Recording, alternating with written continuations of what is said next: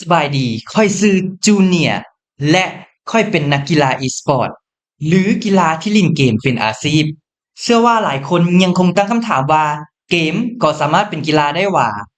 ในมื้อนี้เราจะพาท่านไปหาคำตอบกันแต่ก่อนอื่นไปรู้ความเป็นมากันก่อนไปเบิ่งกันเลย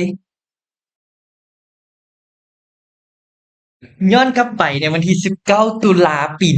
1972ที่มหาลัยสแตนฟอร์ดในสหรัฐอเมริกา มีนักเรียนกลุ่มหนึ่งได้ริเริ่มการแข่งขันระหว่างคณะด้วยเกม Space War โดยรางวัลคือการได้เป็นสมาชิกรายปีของนิตยสาร Rolling Stone และนั่นได้กลายเป็นจุดเริ่มต้นของการนำเอาเกมมาแข่งขันกันเป็นครั้งทำอิฐที่ถูกบันทึกไว้ในประวัติศาสตร์ 8 ปีต่อมา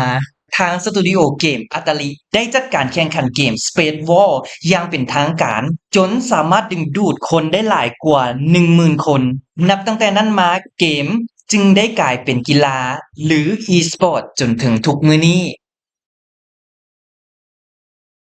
คำว่า e-sport ย่อมาจากคำว่า Electronic Sport เป็นการแข่งขันแบบวิดีโอเกม โดยแบ่งออกเป็นแบบบุคคลและแบบทีม โดยมีการแข่งขันไปตามประเภทของเกมเช่นเกมวางแผนการรบเกมต่อสู้เกมแนว FPS และ MOBA e-sport มีการแข่งขันสิงเหรียญคือกับกีฬาชนิดอื่นๆทั่วไปแถมเมื่อบ่โดนมานี้ยังได้ถูกบรรจุเข้าในอาเซียนเกมและซีเกมอีกด้วยปัจจุบันเนื่องจากความนิยมที่เพิ่มขึ้นแบบก้าวกระโดดของกีฬาประเภทนี้โดยในปี 2022บริษัท Newzoo หรือบริษัทที่ร่วมด้านธุรกิจเกมเปิดเผยว่า จำนวนคนที่เบิ่งกีฬาการแข่งขัน e-sport ในทั่วโลกมีจำนวนอยู่ประมาณ 474 ล้านคน และมีรายได้ทั่วโลกอยู่ที่ 1,800 ล้านดอลลาร์สหรัฐในปีนั้น ถือว่าเป็นโชคดีของประเทศลาวเราเช่นเดียวกัน เพราะประเทศลาวเราได้มีการสร้างตั้งสหพันธ์ e-sport อย่างเป็นทางการในปี 2018 และได้ดำเนินกิจกรรมขยายตัวมาเรื่อยๆจนฮอดปัจจุบันนี้ ซึ่งมูลค่า e-sport ในประเทศเรามีรายได้ถึง 300 ล้านกีบ โดยรายได้ส่วนใหญ่มาจากการสนับสนุนของเจ้าของเกม จากสปอนเซอร์ และเงินมาจากการสมัครเข้าร่วมการแข่งขันนั่นเอง และในเดือนพฤษภาปี 2023 ที่ผ่านมานี้ ประเทศลาวได้ญาติสิงเอาเหรียญทองแดงในรายการแข่งเกมประเภท Crossfire ถือว่าเป็นการได้เหรียญครั้งทำอิฐของประวัติศาสตร์กีฬา e-sport ในรายการแข่งขันระดับซีเกม เว้ามาฮอดตอนนี้เชื่อว่าหลายคนคงเห็นภาพว่าอาชีพนักกีฬา e-sport ถือเป็นอาชีพที่เด็กในปัจจุบันใฝ่ฝันเพราะมีรายได้ที่ดี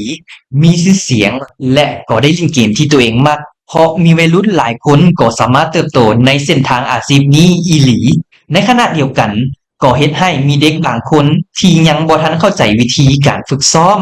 และการแบ่งเวลาที่ดีพอจนในท้ายที่สุด จึงเล่นเกมอย่างเพลิดเพลินจนเสียสุขภาพและการทำเรียน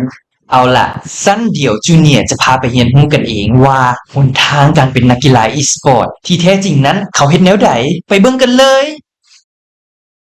1ตั้งเป้าหมายชัดเจนว่าเราเล่นไปเพื่อหยังและหมั่นฝึกซ้อมอยู่เสมอ2นักกีฬาต้องมีตารางในการฝึกซ้อม6-8ชั่วโมงรวมทั้งการกินการนอน และการออกกำลังกายในทุกๆมื้อ 3. นักกีฬาต้องรู้และเข้าใจกฎกติการู้จักควบคุมตัวเองเช่นในเวลาที่ตัวเองแข่งขันแพ้จะบ่โทษไผหรือใจร้ายกับคนในทีมหรือที่เอิ้นว่าน้ำใจนักกีฬานั่นเอง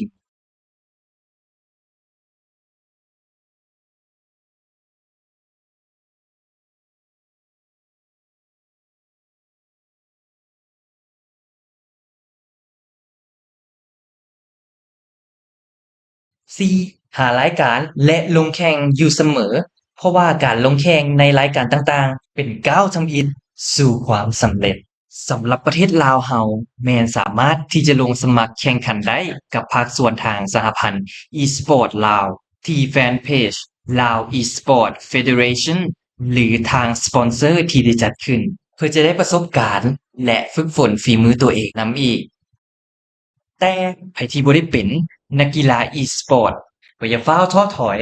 ยังมีหลากหลายอาชีพที่รองรับในวงการ e-sport เช่น นักสตรีมเมอร์ นักพากย์เกม ผู้จัดการทีม และเป็นโคช เอาล่ะ เมื่อท่านรู้แนวนี้แล้ว ท่านยังคิดว่าเกมเป็นเรื่องไร้สาระอีกต่อไปหรือบ่ ถึงว่าเส้นทางในสายอาชีพนี้อาจจะมีอุปสรรคบางอย่างท่าอยู่และบ่แม่นเรื่องง่ายเลย แต่ก็อยากให้ลองเปิดใจเรียนรู้พร้อมกับถอดบทเรียนกับนักกีฬามืออาชีพในประเทศอื่นๆ และเป็นอีกแรงที่ช่วยผลักดันให้ชุมชนนักกีฬา e-sport ได้เติบโตและน่าอยู่หลายขึ้น เชื่อว่า